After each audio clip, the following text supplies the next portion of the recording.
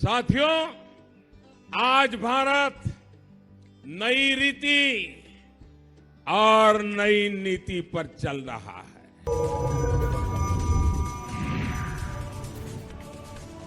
वे सोच रहे थे कि मोदी ने पहली बार सर्जिकल स्ट्राइक की तो दूसरी बार भी ऐसा ही कुछ करेंगे, और इसलिए उन्होंने क्या किया, सीमा पर बड़ा तैनाती कर दी, टैंक ला करके पता नहीं क्या क्या रख दिया। उन्होंने यहां सारी सजावट कर दी, हम ऊपर से चले गए।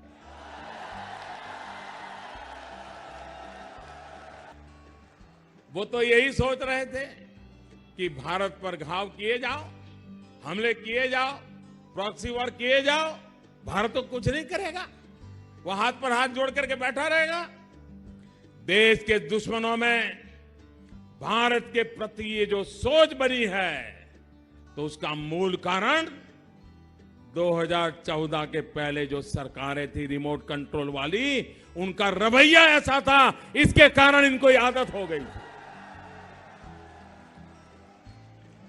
साथियों, भारत कभी नहीं भूल सकता कि 26/11/2008 को मुंबई में पाकिस्तान से आए आतंकियों ने आतंकी हमला किया था। क्या भूल सकते हैं क्या?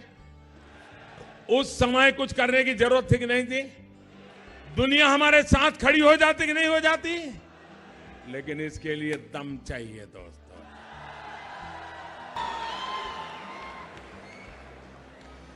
एक छोटा उदाहरण देता हूं। 26/11 हुआ था, याद है?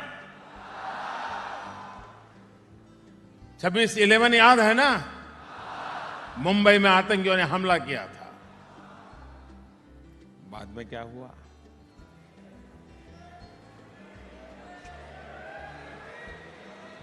फूल चढ़ाए, मोमबत्तियां जलाई, श्रद्धांजलि दी गई, और हमारी सरकार के दरमियान उरी हुआ था।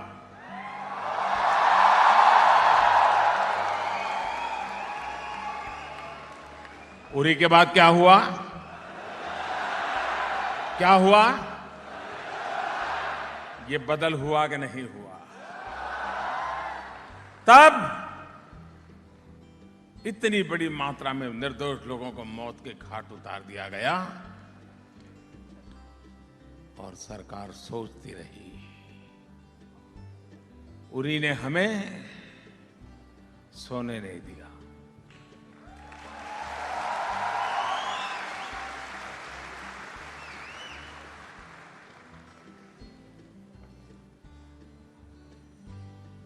जवान के खून का एक एक बूंद हमारे लिए पवित्र होता है। आपने देखा होगा कि पहले अखबारों की सुर्खियां देख लीजिए, 2013-14 के अखबार निकालिए, आए दिन खबर आती रही, ये घोटाला, वो घोटाला, ये घोटाला, आता तक नहीं आता था। 4.5 साल हो गए, खबरें बदली कि नहीं बदली? हेडलाइन बदली कि नहीं बदली? वरना उस समय कोयला घोटाला, 2G घोटाला, न तो ये जी कहां तक जाता है जानते हैं आप लोग। और आपने देखा जिस 4 पीढ़ी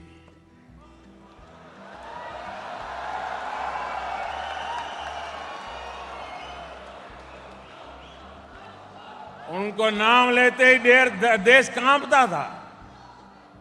उनकी ताकत ऐसी थी, देश को 18 महीने तक जेल खाना बना दिया था। ये ताकत थी उनकी। कभी किसी ने सोचा नहीं होगा कि 4 पीढ़ी भारत पर राज करने वालों को एक चाय वाला चुनौती दे रहा है। जब 2014 के चुनाव के बाद मैं दिल्ली आया, तो वाकई बहुत सी बातों का अनुभव मुझे नहीं था। केंद्र सरकार कैसे चलती है, क्या क्या व्यवस्था है, सिस्टम क्या है, इसका बहुत अंदाज नहीं था। और मैं मानता हूं कि ये मेरे लिए वरदान की तरह साबित हुआ। अगर मैं पुरानी व्यवस्था का हिस्सा होता तो चुनाव के बाद एक खांचे की तरह जाकर उसमें फिट हो जाता, लेकिन ऐसा नहीं हुआ। साथियों, मुझे याद है कि 2014 से पहले आपके स्टूडियो में भी चर्चा होती थी कि मोदी को क्या मालूम है दुनिया में क्या चल रहा है, मोदी को उसकी कोई समझ ही नहीं है, कोई अनुभव नहीं है, ऐसे में हमारी विदेश नीति का क्या होगा।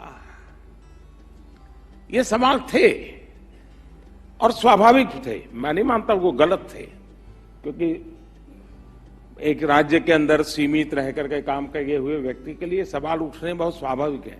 और नहीं मेरा कोई ऐसा पारिवारिक बैकग्राउंड था कि लोग भरोसा करेगा हाँ यार ये 6 लोग उनके परिवार के थे, ये भी कर लेगा, ऐसा भी नहीं था।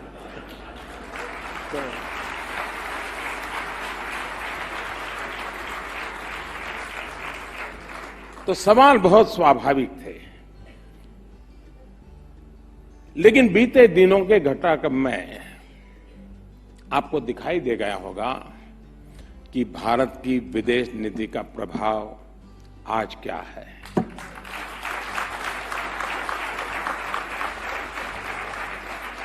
दिखाई दिया कि नहीं दिखाई दिया? साथियों, आज तक अच्छे सवाल पूछने के लिए जाना जाता है, लेकिन आज मैं भी आज तक के मन से कुछ सवाल पूछना चाहता हूं, और मुझे विश्वास है कि मेरे सवाल आपको सोचने के लिए मजबूर करेंगे। आज तक क्यों करोड़ों लोगों को खुले में शौच के लिए विवश थे? आज तक क्यों दिव्यांगों के लिए सरकार संवेदनशील नहीं थी? आज तक क्यों गंगा का पानी इतना प्रदूषित था? आज तक क्यों नॉर्थ ईस्ट की उपेक्षा की गई? आज तक क्यों हमारे देश की सेना के जाबाज वीरों के लिए नेशनल वॉर सिलसिलेवार कहानियां बनाएं या न बनाएं, परंतु एक सच्चाई है कि पहले इस देश के गरीबों, पीड़ितों, शोषितों, वंचितों को सिस्टम से जोड़ने के सार्थक कोशिशें नहीं की गई। लेकिन मैं यहां सिर्फ सवाल करने नहीं आया, कुछ जवाब भी देना चाहूंगा, और वो भी बिना आपके पूछे कि हमने क्या हासिल किया और क्या हासिल कर रहे हैं। आप लोग अपने आप को सबसे तेज बताते हैं, और आपकी टैगलाइन है सबसे तेज। तो मैंने सोचा कि आज मैं भी आपको अपने बारे में और अपनी सरकार के बारे में बता दूं कि हम भी कितने तेज हैं।